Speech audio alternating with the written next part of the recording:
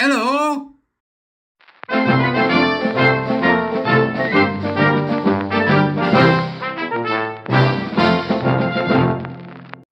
Beep, beep, beep, beep, beep. Morning and welcome to the court of the Edijester. Specifically today, I want to talk to you about conversion therapy bans. But before we start, October 27th, Warrior Teacher Seminars, last of the year. Till next year, starting. Come and join the team and begin the fight. I know many of you have been in the fight for years. But yeah, come and join us. Oh, people from all over the world. Buy me a coffee, subscribe, you do the usual, right? Okay. The European Union has come out forcefully to push for a conversion therapy ban, which in the language of the real is the gay away program. This conversion therapy ban, which is supposed to stop people from being converted for sexuality in the original idea of what it was, is now designed to convert people of sexuality into a trans. This is unconscionable. This is appalling. This is nonsense. But yet, their consultation on it, which ended in June, seems to call for it to be banned across the board for gender identity as well as sexuality. There's a massive difference between gender identity and sexuality, and one is real and the other's not. I'll leave you to discern, as I'm sure you are able, which of those is real and which is not. As a gay man who has met people who many, many years ago were forced through the conversion therapy of drugs and electric shocks and vomiting into silver buckets, metal buckets, as the drugs took effect and they were exposed to pornography on the screen. This was an appalling practice at the time, and it has, rightly, fallen into antiquity. Gay conversion practices are very rare in this country. If they do happen, they tend to happen in ultra-religious religious groups. They are, of course, illegal simply as assault, let alone anything else. Talking therapies are not conversion therapy. Nobody is saying to anybody, you can't be a trans because we need to convert you back to non-trans. The reason nobody's saying that is because there is no such thing as trans. What you've got is simply AGPs, people with paraphilias, very confused folk, and those that have been caught up in this awful cult.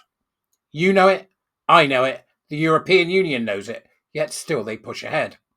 And the worst thing from our perspective as people in the UK is that the Labour Party have got this particularly gnarly walnut grasped between its butt cheeks, ready to drop from a height onto the British public. It's sitting there in the background waiting. And when they bring it in, it will be illegal for parents to have talk therapy for their kids. It will be illegal for somebody to say, yep, you're not trans because it doesn't exist. This is all part of the same pushback, the same nonsense we're seeing with digital ID, censorship, arrests for speech. If you don't think we've got a problem, then you, right now, are the problem. That's the difficulty I'm having. I don't know about yourselves. Tell me in the comments, let me know what your opinion is. But from my perspective, we are in a deeply dark place right now. And I don't see much going on from the government, which is going to change that. Recently, they have fined 4chan £20,000, which of course they won't pay. The Americans have told them to go get stuff. This is Ofcom or off censor, whatever you want to call them. They should Ofcom, as far as I'm concerned, with an F in the front of it. This is just the beginning. This is just the beginning. You won't be able to access certain sites. Certain image sites are now not available because of the online safety bill. Not only that, people have been arrested for speech, tweets, and everything else that comes with it.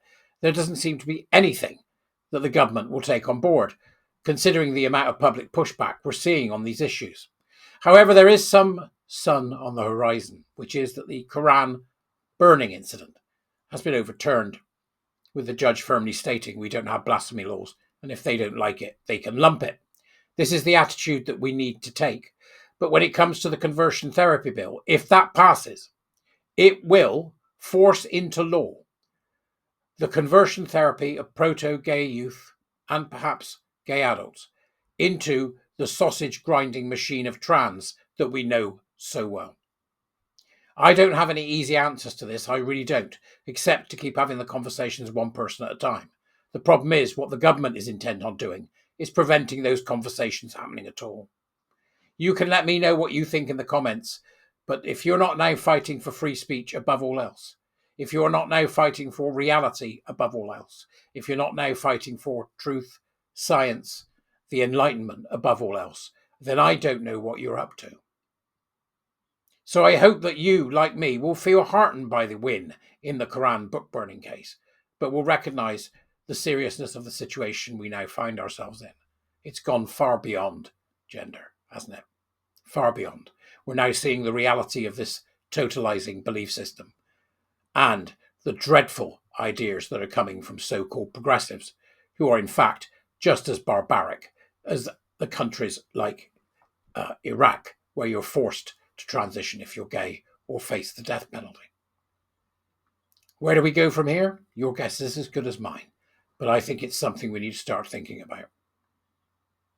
This government needs to go, and we need a huge change in our culture, in our laws, in everything that we thought we hold dear, so that we can keep most of it. We need to stop the police doing what they're doing. We need to prevent government overreach, which is what's happening. We need to stop digital ID. We need to stop the eradication of cash. And we need to stop what I see as the subscription lifestyles. We are not the pawns of the corporates. We are not the pawns of government. We are individuals who have a right enshrined in our laws for a very long time, to be seen as sacrosanct and the primary unit of the society. No matter how much Heir Starmer and his cronies want to change that, my belief will never change. I will go to jail before I give that up, and I imagine many of you will be the same. Free speech is where it's at. Censorship is an abhorrence. That's the way forward in my mind, and the neutering of the states, of big business, of corporate, and the maintenance of data in the hands of the person the data is about. These are all questions that we're going to have to answer as we move through the next few decades. And I hope that you and I, who are all old, crusty, and hard done by, will be able to do a good enough job of making sure the future's secure, so that our children and grandchildren, or your children and grandchildren, I haven't got any, your children and grandchildren, will not curse the ground upon which we walk right now. Our legacy will be made in the next 10 years. Make sure you armour up. I'll see you later. Big love, and thank you all for your support. It means everything. Bye-bye.